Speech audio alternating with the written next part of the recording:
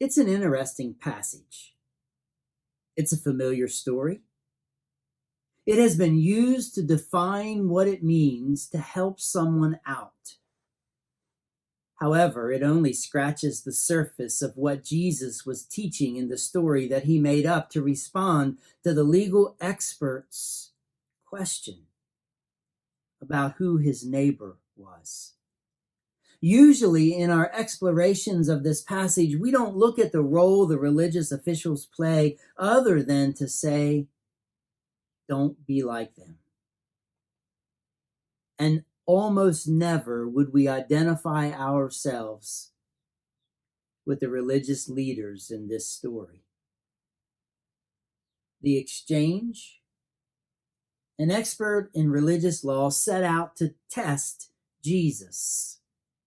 And so he asks him a question. What must I do to inherit eternal life?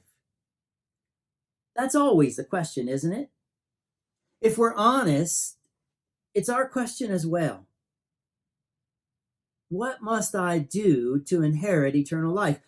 It's all about getting in. Now, to be clear, the expert in religious law's question and ours are different in that they wouldn't have understood eternal life in the same way that we do today. But that's for another day. Both questions, his and ours, are about finding favor with God, earning our way into God's good graces. Interesting that Jesus doesn't answer his question. He does that often. He often answers a question by asking a question. So Jesus asks the expert in religious law, what does the law of Moses say, and how do you understand it? He should know the answer to these questions, right? After all, he's an expert in religious law, and his response was classic.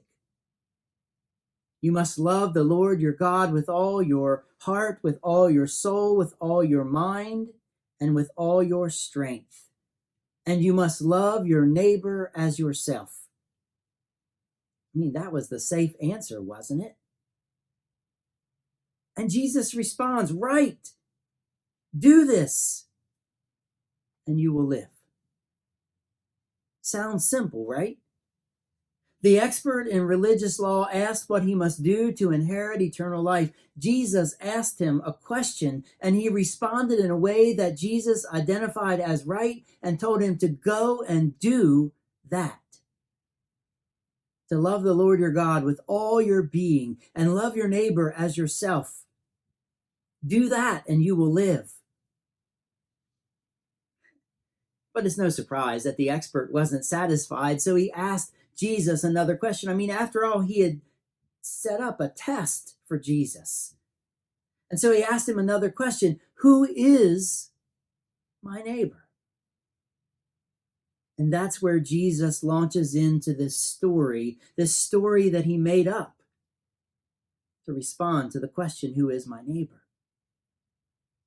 That's the story that we're familiar with. We commonly call it the parable of the Good Samaritan. And because that is what we call it, that is where we put the emphasis when we talk about this made-up story.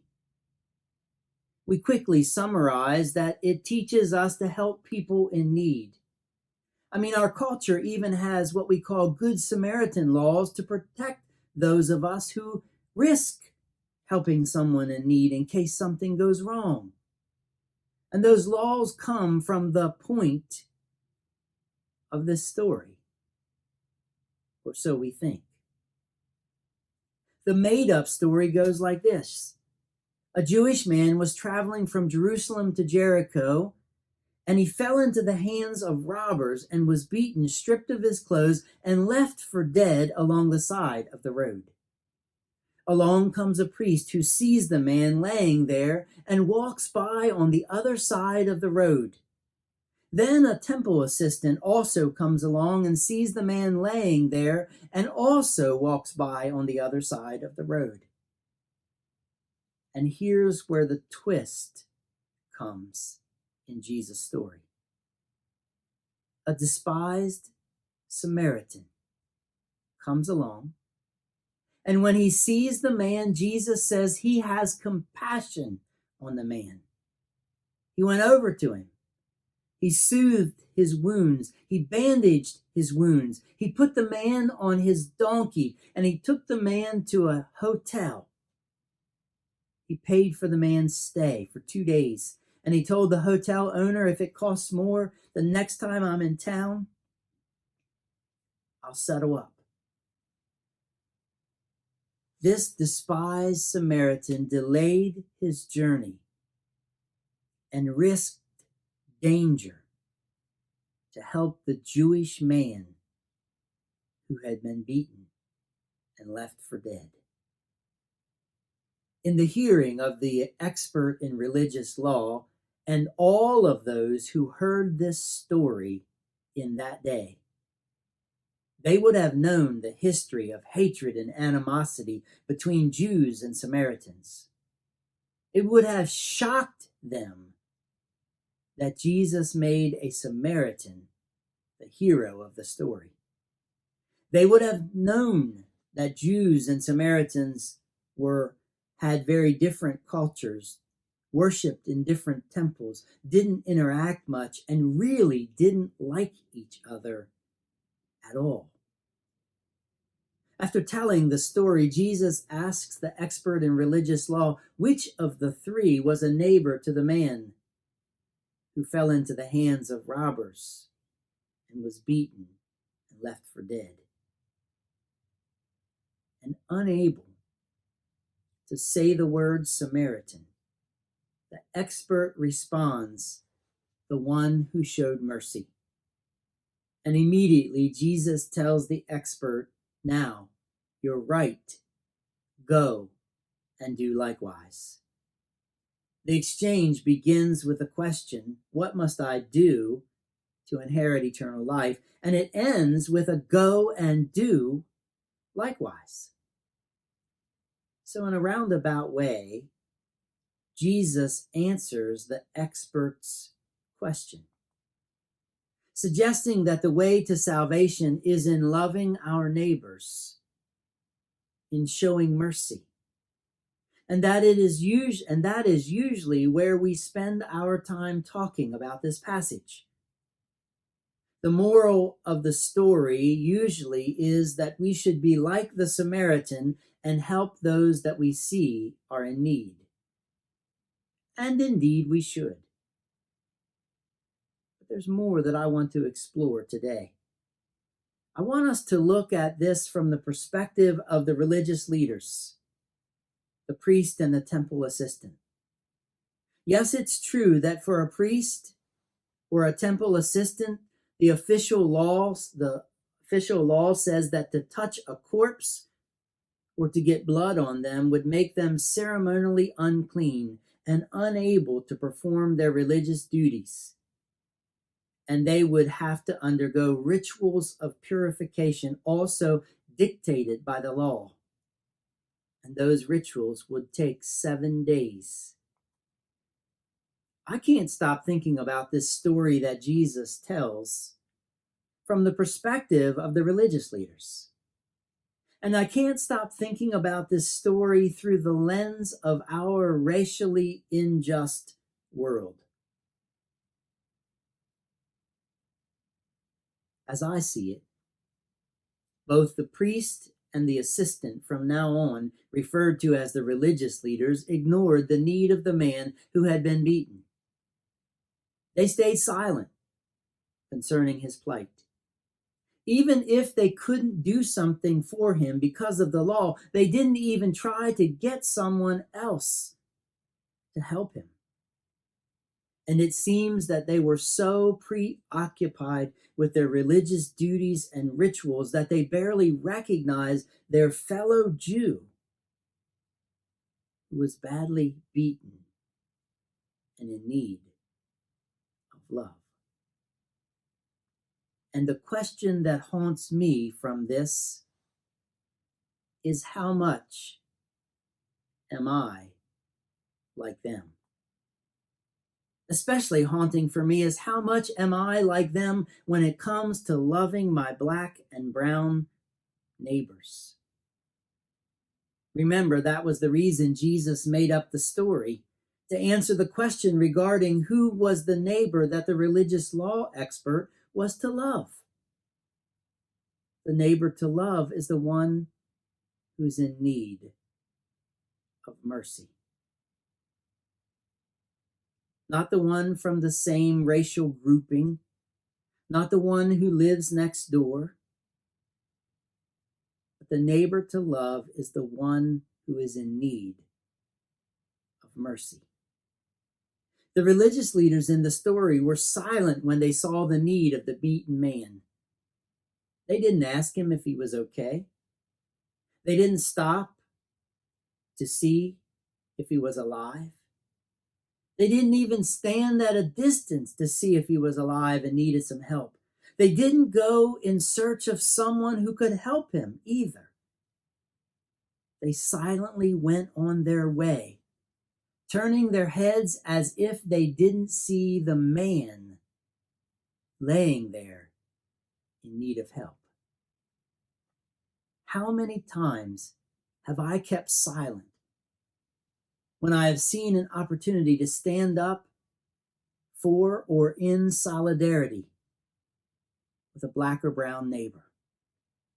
How many times have I been unwilling to listen to my black or brown brother or sister sharing their feelings or experiences?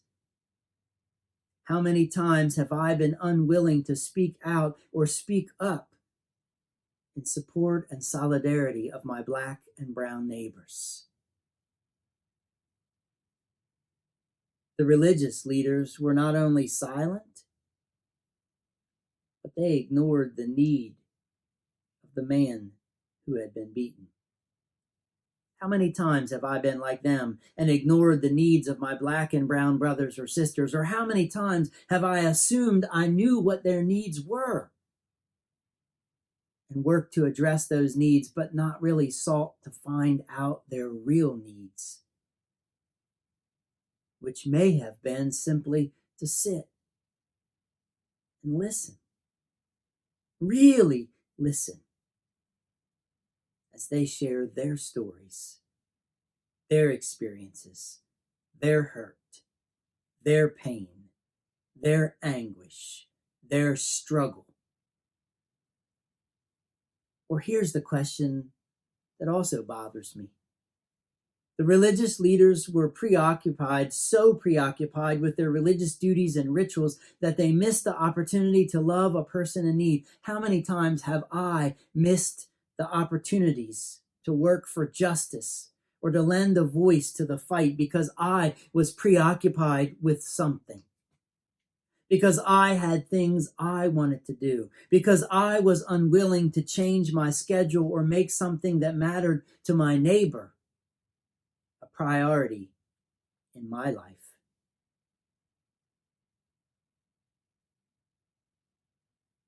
No matter what our response has been in the past, we don't have to continue living in that response now.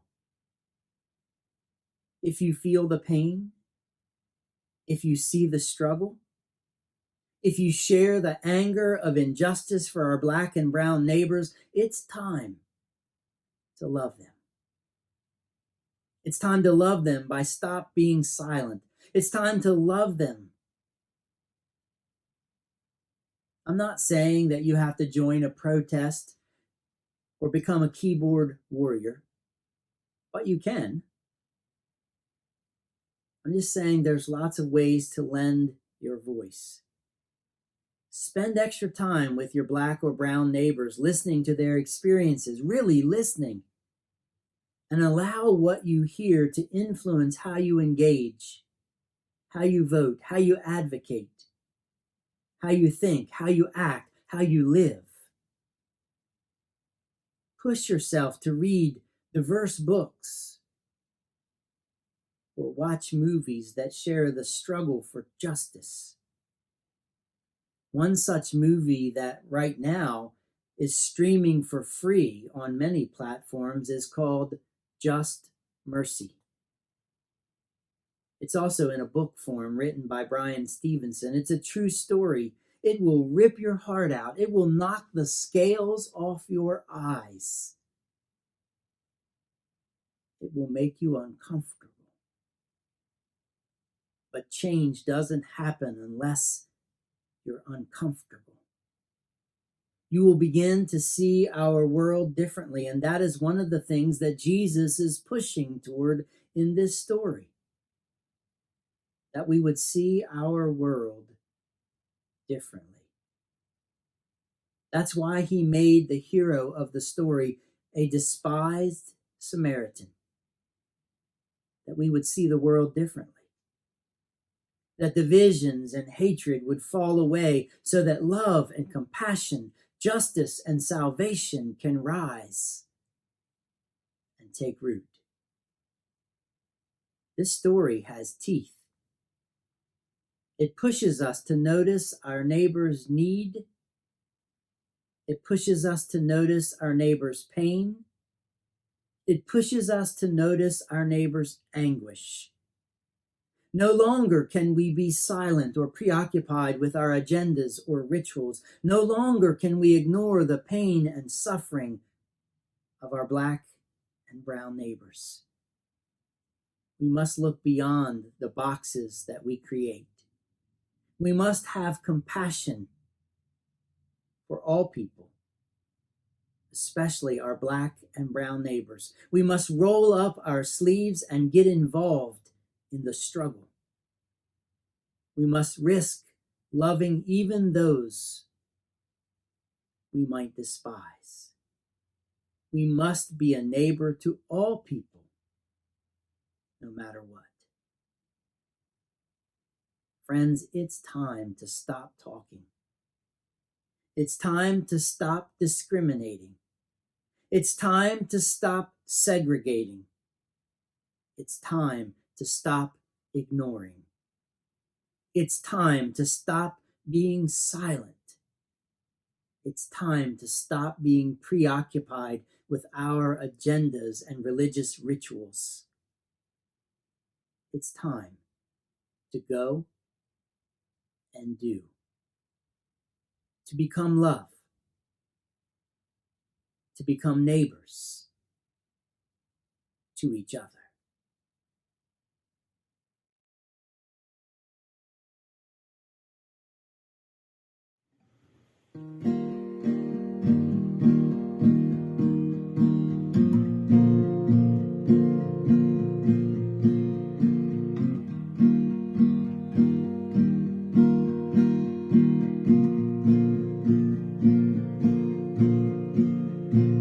Isn't it amazing how a man can find himself alone? Called into the darkness for an answer that he's never known. Yeah, isn't it amazing how God can take a broken man? Yeah, let him find a fortune, let him ruin it with his own two hands. So he walks on up the hill, on the rock on which he stands, and he looks back at the crowd, he looks down at his hands and he says, I am a difference maker.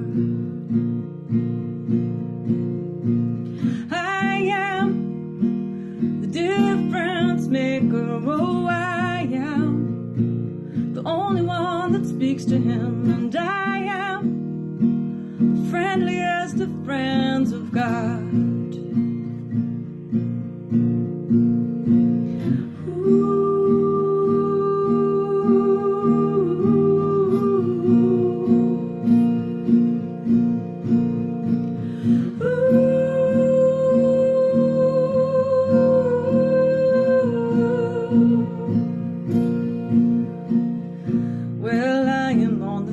About nearly everything I've seen, and I have felt the fire be put out by too much gasoline. We're all strangers passing through space and time. The afternoon, life is but a vision in a window that we're peeping through. It's a helpless conversation with the man who says he cares a lot. It's a passive confrontation about who might throw a punch or not. We are all transgressors, we're all sinners, we're all astronauts. So if you're beating death, then raise your hand, but shut up if you're not, 'cause I am difference maker. Oh, I am the only one that speaks to him, and I am the friendliest of friends of God. Oh, I am the difference maker. Oh, I am the only one that speaks to him, and I am the friendliest of friends of God.